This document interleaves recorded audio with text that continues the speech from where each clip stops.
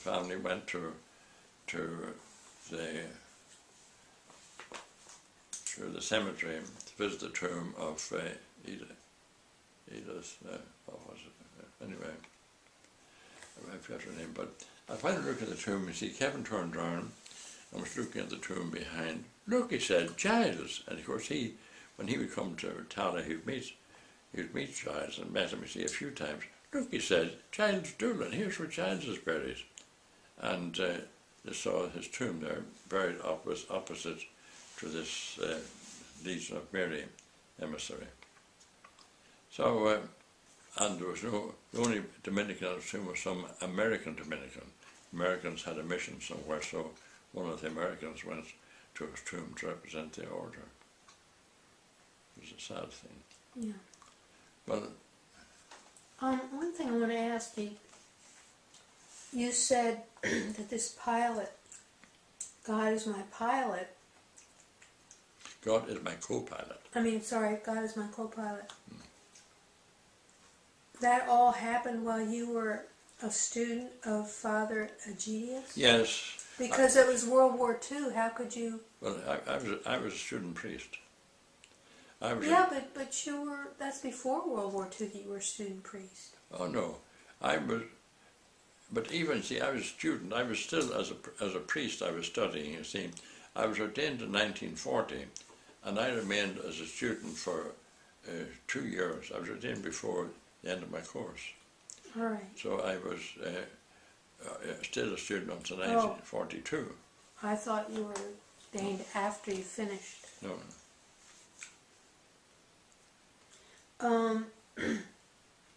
Could you give a brief history of Ireland and England? Because you refer to things like uprisings and things like that, the black and tans and all that. And I think it would be helpful if you could give a summary, like through the 1900s, briefly, or maybe back into the 1800s when the British came over and kicked out all the Catholics. I mean, if you could go through some of that going on, it would be helpful to people to understand when you say something like uprisings or something. Well, first of all, the Irish were independent, but in the 1100s, the British came over and occupied Dublin and a section around Dublin, and that was referred to as the Pale, P-A-L-E, the Pale. That was the British section, but all the rest of the country was still under the Irish chieftains. Then fighting went on, all done after, especially after the Henry's time, after the Reformation, after Henry's time, they tried to impose the Protestant faith on Ireland. Queen Elizabeth I, she was very keen on that, and she founded Trinity College in Dublin in order to make the Irish Protestant join the Anglican Church, or the Church of England. So the Irish, of course, refused that. Then the Penal Laws were in force from Elizabeth's time on down to 1829, when the Emancipation Act was passed. But in that time, any priest, because he was a priest, would be hanged, drawn and quartered.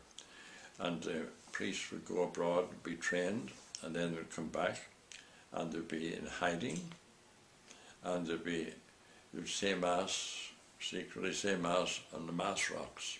The Mass rocks were usually in a prominent place, high, so that when the priest would be saying Mass, one side the lookouts could be watching, and they could see the redcoats, the soldiers, from a distance, and that would give them time to disperse. But we had a Dominican bishop in Terence O'Brien down in Limerick. He was killed. I think he was killed in the time of Cromwell. Cromwell came over, Oliver Cromwell, and he wanted to wipe out the Catholics, and he went around systematically from one town to another. What year, It was, roughly? let me see, Oliver Cromwell. It was the time of the Commonwealth. It was after Stuarts, it was before King William came in, before the 1600s. But anyway, sometime perhaps about the 1600s. But he came to Ireland and he went around killing the people. For instance, he went to Drogheda, the city of Drogheda, and he killed every man, woman and child in the city of Drogheda. They're all Catholic. He used, everyone, killed everybody. And he went on down the coast, went around killing as he went. Then he got around to Limerick, where our bishop was Terence O'Brien, and he was killed. He was hanged, drawn and quartered. He's now canonised. And it was a terrible period. So we had no rights. The Catholics had no rights. Couldn't own land.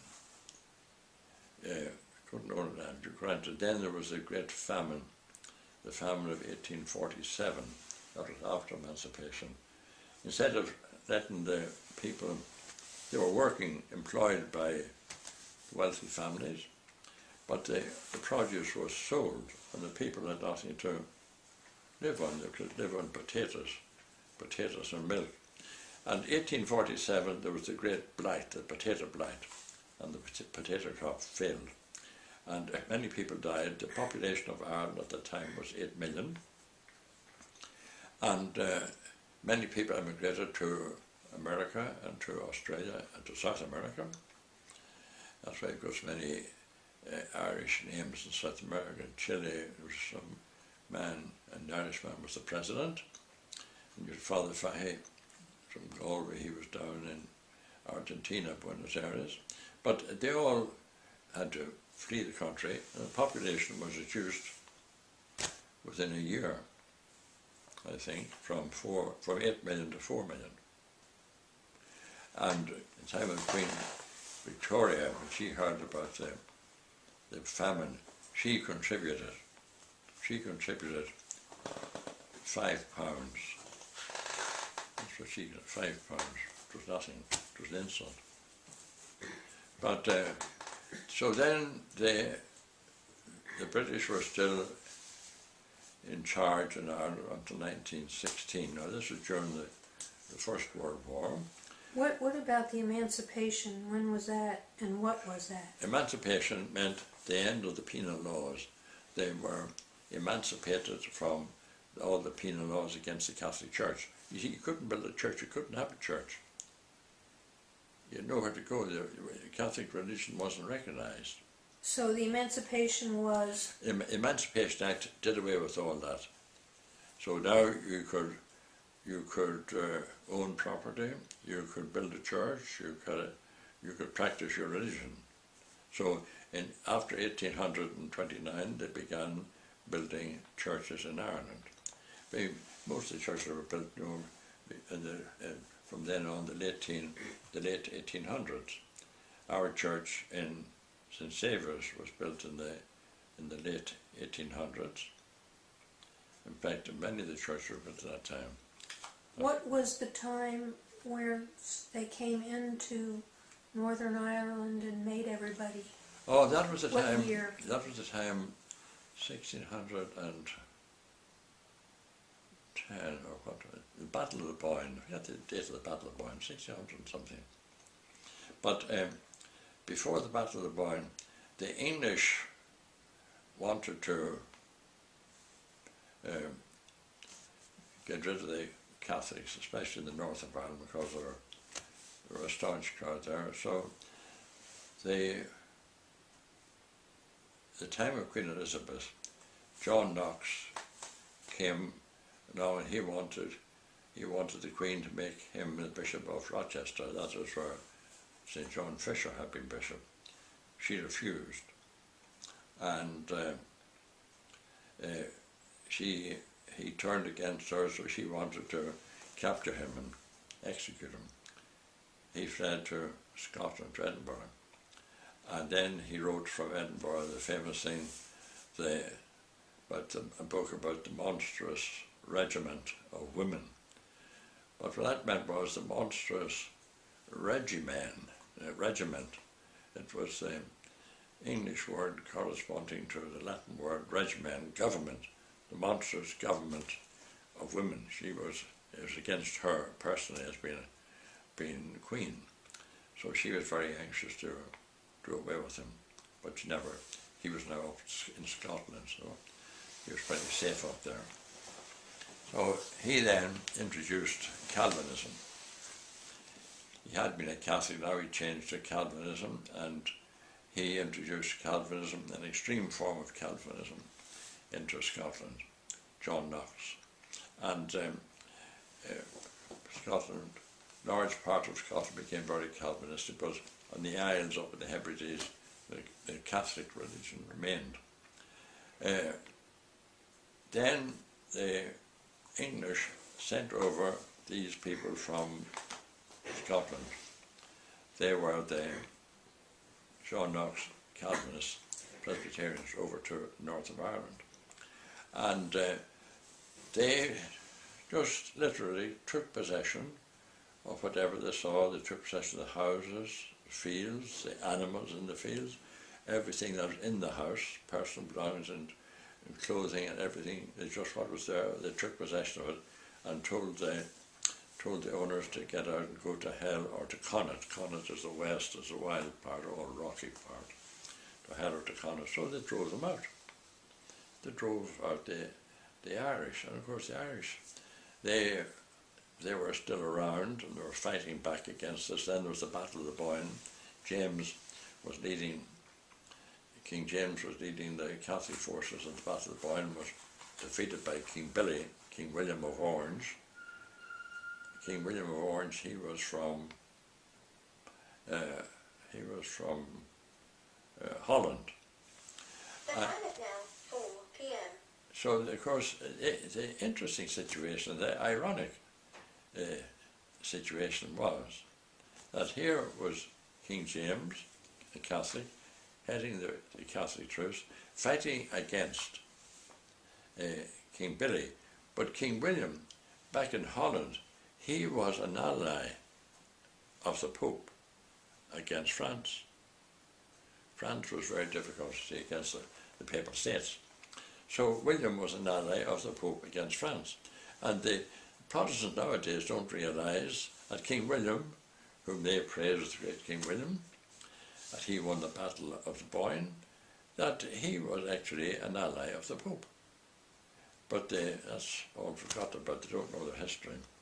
So after that then they won the Battle of the Boyne, and then they celebrate that every year, the 12th of July. And it's strange, so there are the Presbyterians, quite nice to their neighbours during the rest of the year, but when it comes to the beginning of July, the beginning of the marching period, they go marching down the Catholic streets to show that we're in charge, you lie down, we're the bosses here. So then that led to great bloodshed, and the British government, when they were in charge after the Troubles in 1969, the British had to prevent them from marching down the Catholic streets. And the police and all that, and the police were all Protestants, but they still had to obey the British orders and put up great barricades and everything else. So they'd come marching up to the barricades and then turn and walk off. You know. But they wanted to march down the Catholic streets just to show that they were the boss. Now during this period from 1969 until the present day, up to 2000, at least 3,000 people have been killed in these battles up there in the north. And Belfast and other places, houses and streets would be on fire, blazing away, burnt down. It was an awful situation. Newry, where I come from, was all right because the vast majority of the Newry people were Catholic, so there was no trouble in Newry. So how did Ireland become the north of Ireland as Oh opposed yes, to well then that's what happened then. During the war, which war? the British were anxious that the Irish should join with them. Which war? First World War. Yes? Yes?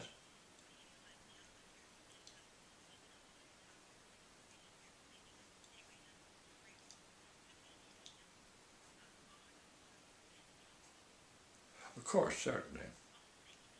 Certainly. Yes. Yeah. During the First World War, 1914 to 1918, I was born in 1917 during the war. So the British were hoping that the Irish would join in with them to fight against the Germans. And they were promising Ireland home rule after the war. But of course the Irish never trusted the British, rightly so. So in the middle of the war, when things were going difficult for Britain and her allies, the Irish rose in revolt on Easter Monday in Dublin, and it was called the insurrection. It was led by a man called Pearse and Connolly, and De Valera was in it too. He was one of the leaders, but he was born in New York, and because he was born in New York, he wasn't executed. They were trying to, at that time, they were trying to get Britain or America to come into the war, so they couldn't very well execute somebody who was born in New York. That wouldn't help them to get Britain or get America into the war. So anyway, all the leaders were executed. One was Count Plunkett, the man who wrote the thing, "I see his blood upon a rose." And it is interesting, up at that time, the man in charge, the British executive officer in charge, there was a governor, and then a governor general. He was living in the viceregal lodge, but the actual head of the government, of the administration, was what you called the chief secretary, and he was a man called Augustine Birrell, who was an Anglican. And one time he saw people, he heard the tramp, tramp, tramp of people on the first Friday in the winter, and they were all walking past, and they were not very, middle class people, poor people, and he thought they were going to work. But he inquired about this thing. The following First Friday, he followed them, and they all went off to the Pro-Cathedral to Mass for the First Fridays, the devotion of the First Fridays. People would make the First Fridays, and for 9 months, and apparently some saint had got revelation, all kinds of promises were made for those who made the 9 First Fridays. That was a very popular devotion in Ireland when I was growing up. And so the people were all going, then after Mass they'd have a breakfast with them, kind of a sandwich or something, and or milk or tea, or else they'd go into a local restaurant, and then they'd go off to work. So Augustine Birrell made the famous remark, "It is the Mass that matters." And afterwards, C.C. Martindale, a Jesuit convert, Charlie Cyril Martindale, he wrote a pamphlet for the English Catholic Truth Society, which I have never been able to obtain a copy of anywhere on the internet. But the title was, "It is the Mass that matters." He wrote a pamphlet on Mass, it was a famous one. So when he became a Catholic, his family more or less couldn't understand, disowned him, but he made many, many converts. And he wrote a little catechism. I have a copy of it there somewhere. I think I gave you a copy. I did. I gave you a copy of it, Martindale's Catechism. And so he was the chief secretary at the time of the rising, as they call it, the rising of the insurrection. So then he left, and the British Army then took over. So how did they deal with the thing? the war ended in 1918, 2 years later, and all these soldiers coming back from the front, they had nothing to do, they had no jobs for them. The factories were no longer making tanks and ammunition and all that. So they gave them a job by sending them over to Ireland with a khaki jacket and black pants. Therefore they're called black and tans. Black and tans. They were sent over to restore the King's peace in Ireland after the insurrection. In other words, sent over to slaughter the Irish. And then in the north of Ireland, they were there too, it was fishers, everything was terrible.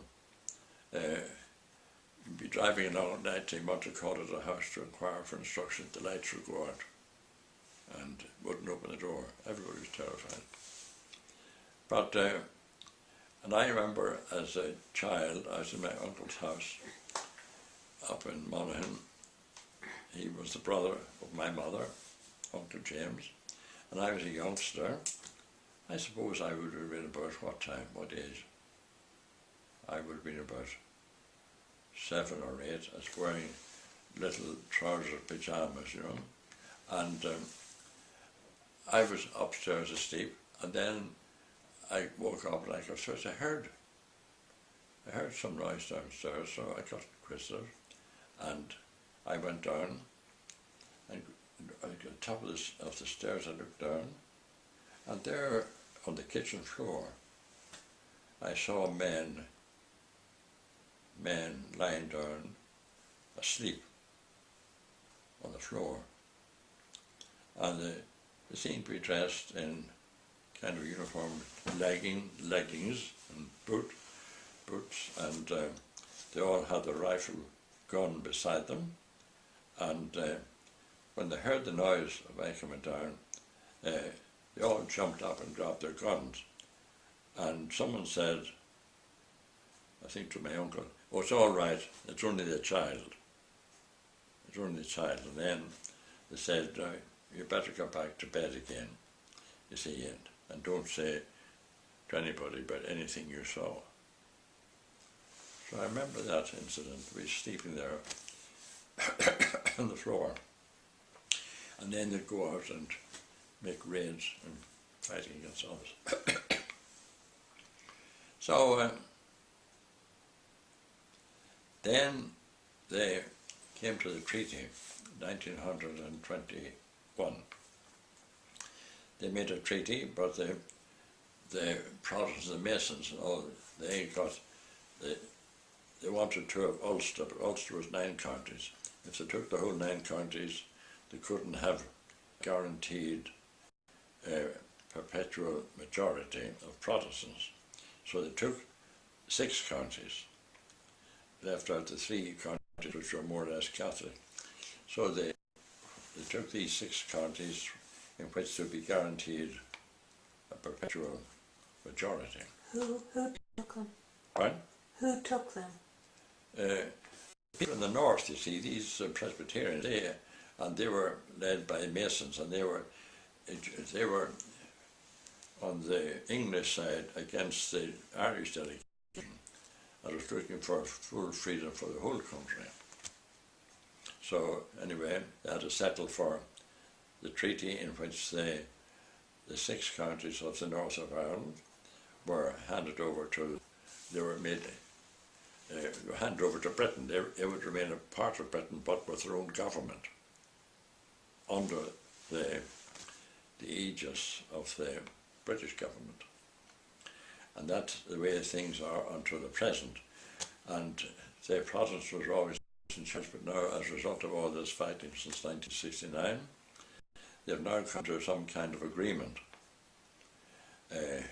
brokered with the help of the Americans, so that they had a government made up of both parties, the Protestants and the Catholics. The IRA, one said the so-called Catholics are more communist than Catholic, and then the others, who were the Paisley, I'd say, following a fellow called Paisley. I forget what they were called, or the different names, or different groups, but they were fighting all the time, fighting, and killing each other, but at last they've come to an agreement, they've stopped the fighting. But there's one extreme little group of the IRA didn't accept that, and they still carry out odd assassinations. So that is the history of Ireland. What is the story about the little girl singing the song about? Oh yes, up in Derry. You've got to remember that Derry is, they call it Londonderry, after London.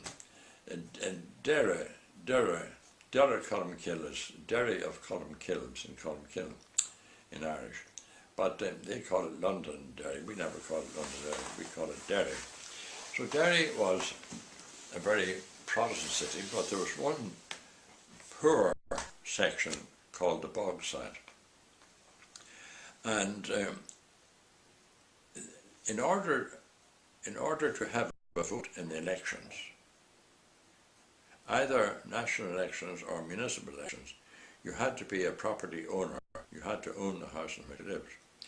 But by law, Catholics were not allowed to buy houses. They could only rent them. So they couldn't have a vote. This was a way of depriving them of the vote. And then eventually they granted them the right to vote in municipal elections, even though they didn't own the houses. But it was only quite recently that they were allowed to vote in, rather recently, in the national elections. So, but this little girl in the Bogside, Catholic, the Catholic area, underneath the walls of Derry, she was skipping, and she was singing as she skipped the Protties. They call the Protestants the Protties. The Protties have all the houses, meaning that Catholics cannot own any houses, the Protestants can own the houses. The Protties have all the houses, the Protties have all the houses. So a Protestant minister came around, Presbyterian, and he said, "Oh," he said, "my little child, that is not a nice thing for you to be singing. I will give you sixpence, you know, it'll be like a dime. I will give you sixpence if you sing instead, Christ was born in a manger." So she took the sixpence and she began, "Christ was born in a manger, Christ was born in a manger." "No," he said, "that's far better," he said. "Now," he said, I'll give you a shilling. That'll be twice as much as a dime. I would give you a shilling if you tell me why Christ was born in a manger." So she took the shilling, put it in her pocket, and she began, "Because the Protties had all the houses, the Protties had all the houses." She was alert. So one day, when I was here, shortly after I came here, there was the Eagle Forum, was held here in Birmingham. I went to it, and there was a great many Protestants at it. On the table I was sitting at, there were nearly all Protestants. After the first conference, I began to chat out in my habit, and I was chatting with the people around me, discovered that they were all Protestants, and I told them who I was and where I was from, and we became very friendly.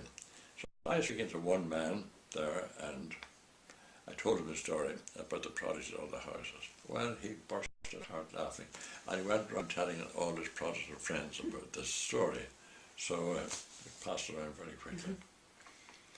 Now, what next?